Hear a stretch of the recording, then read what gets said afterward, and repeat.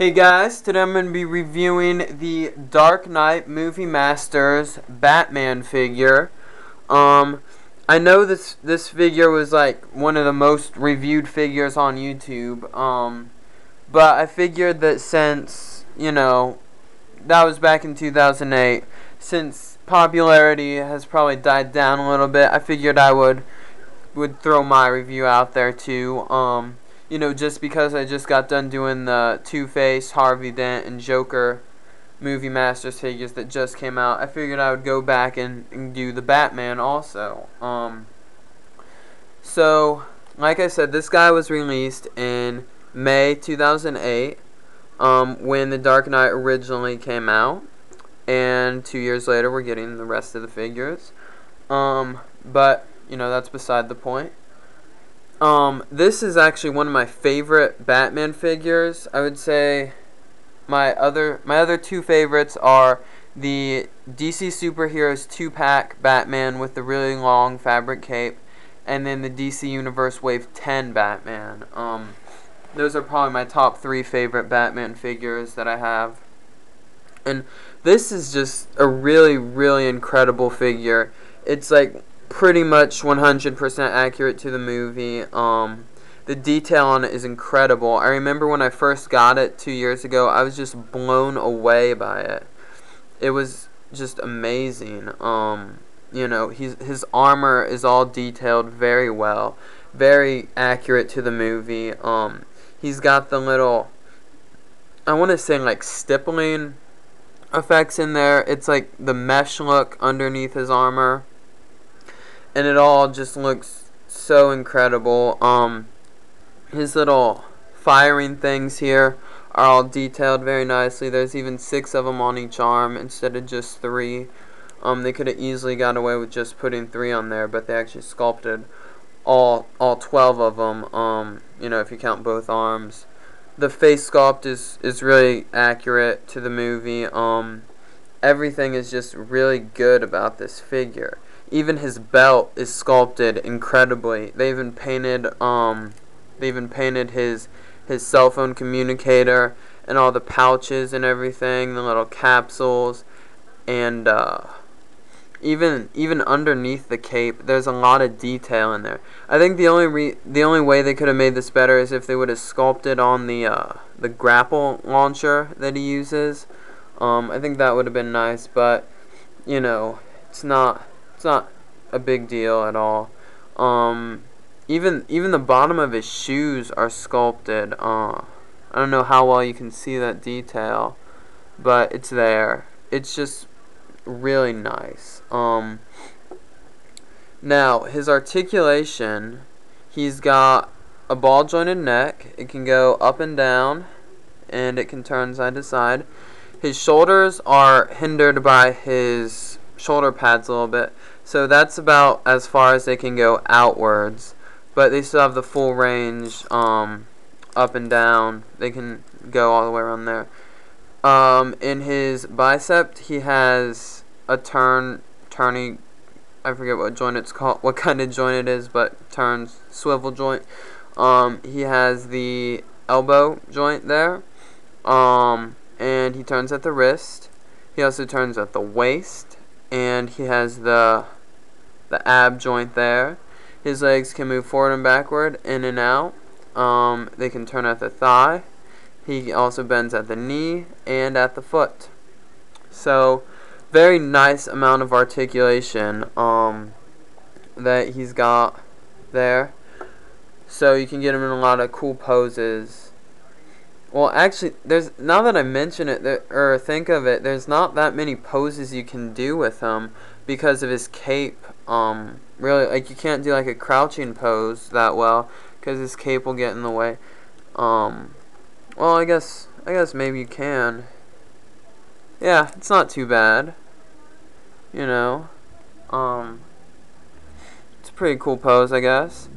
His cape is actually sculpted fairly well. It's not bad at all. You can even see where it has the like arches cut along the bottom. So yeah. Now, There was also a variant of this figure released, and that is the Unmasked Batman. And this figure was really hard to find, but towards the beginning. But in 2009, I think I got this guy. He was so easy to find. I got this figure at TJ Maxx for $4.99, or actually I think it was $4.95. But there was a time when this guy was really common, and I was so glad when I found him. The only difference between these two figures is the head sculpt. It's obviously just the Bruce Wayne, and the head on this guy, it's really nicely sculpted. It's so accurate. It looks pretty much just like Christian Bale. It's incredible, really. His hair is all slicked back, I guess because he just took off his cowl or whatever. But yeah, there is the Bruce Wayne variant figure. I don't know if you can still find this guy as easily as you could in like the summer and fall of 2009, but I know there was a time when you could get him really easily, which I was fortunate enough to do. Now, as you can probably tell right now, the paint on these guys is a little bit different. Here, I'll just stand Batman back up. Now, there's a reason for that. This figure itself I got in early May of 2008, and this one I said I got in 2009. So when they were first being produced, they were painted in a very matte type finish, I guess, and the gray paint they used was darker, so it blended in with the black a little better. And then after they released Wave 2 with Batman Begins, Batman, and Scarecrow, they did another run of the Wave 1 figures where they painted the Batman in like a glossy black with a lighter gray, so it stands out a little more. Personally, I prefer this one, I think, because it just looks more sleek, I guess. Like the glossy black and the gray just kind of creates a contrast that I'm not too fond of, really. So I would personally prefer the earlier paint scheme of the the Dark Knight Batman. But it's really personal preference. The one with the glossy paint and the lighter gray is definitely the easier one to find. But I would say it's if you're really that crazy about it, I would say it's definitely worth it to try and hunt down one of the original Batmans.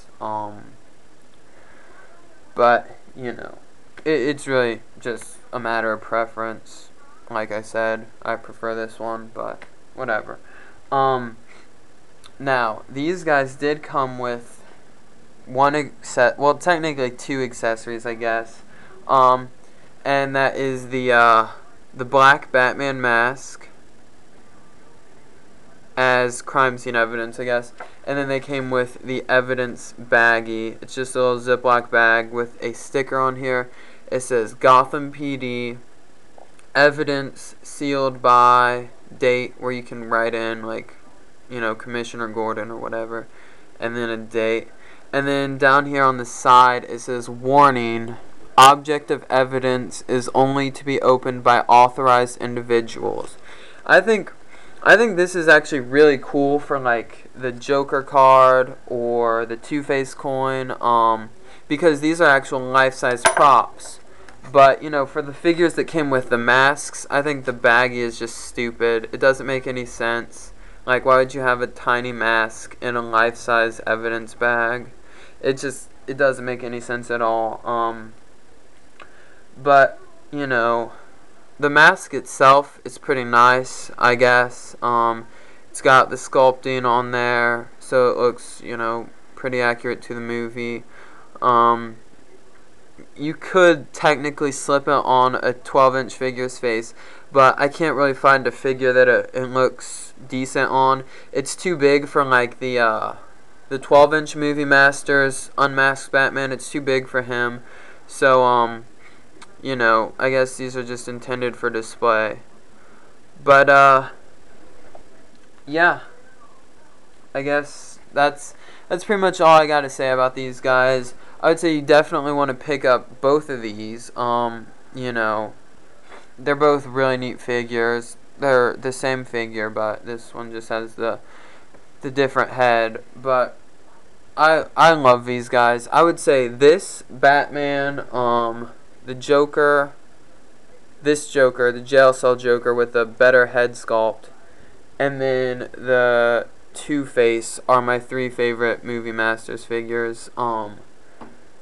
So I would definitely recommend picking these guys up. You can find this Batman in stores for like $5 right now. It's marked down really low. But that's all. I'm about to run out of time. Give this video a thumbs up if you liked it. Comment down below and subscribe to this channel.